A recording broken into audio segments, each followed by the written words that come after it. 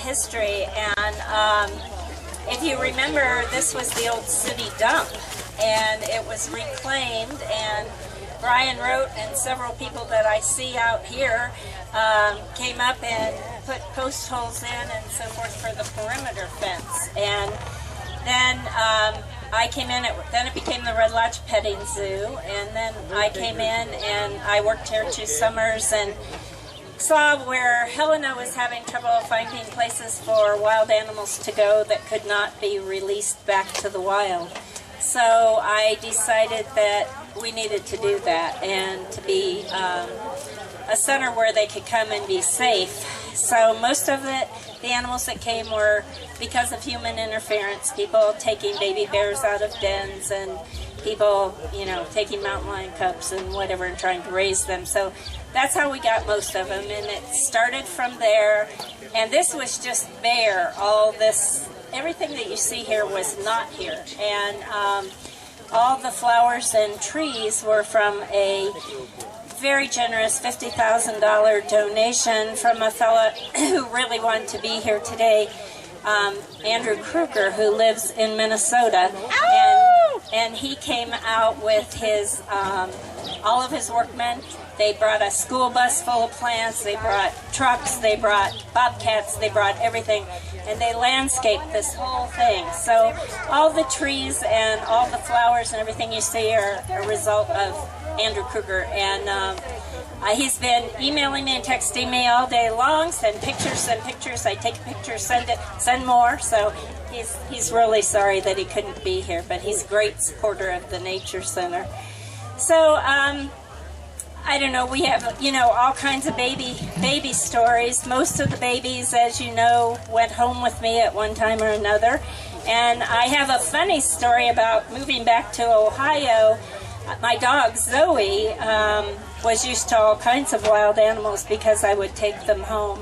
And I looked out the back door or my back window one day, and Zoe is standing at the back fence, which is chain link fence, and her tail's just wagging and wagging, and there's a coyote on the other side of the fence. And his tail was wagging too, so it was like they knew each other, because Levi, of course, lived at my house until he got old enough to be brought up here, and he's still right over here in one of these pens. So, and you know, I mean, there's just one story after another.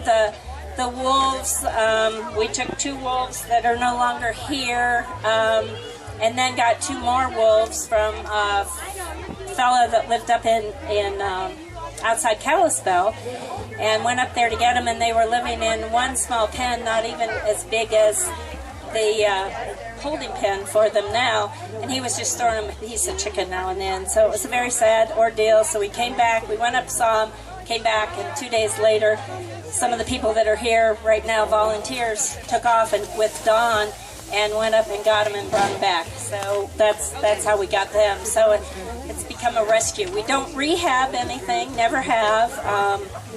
Things come to us through Fish, Wildlife, and Parks, and that's the only way that they come to us. You can't bring baby animals in, so they have to go to Helena first and then come back to us. But I don't know, I'm trying to think of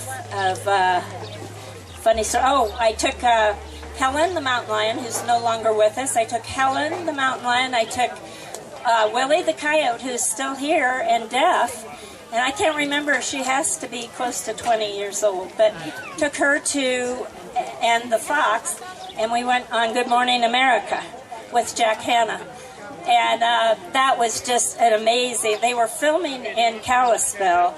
And so we drove up there with animals in pens, and I get there and Jack says, well, I only got 1 motel room, so you're all staying in there. 1 mountain lion, 1 coyote, 1 fox, 2 people in the motel. So that was fun. And one of the things he said was, he said, now whatever happens, I can't get bitten. He said, you take the mountain lion on TV, I'll take the coyote, and Susie, his wife, will take the fox. And I said, okay. And he kept saying to me, are you sure that coyote's not going to bite me? I can't get bitten. I can't be bleeding on TV. No, Jack. No, Jack.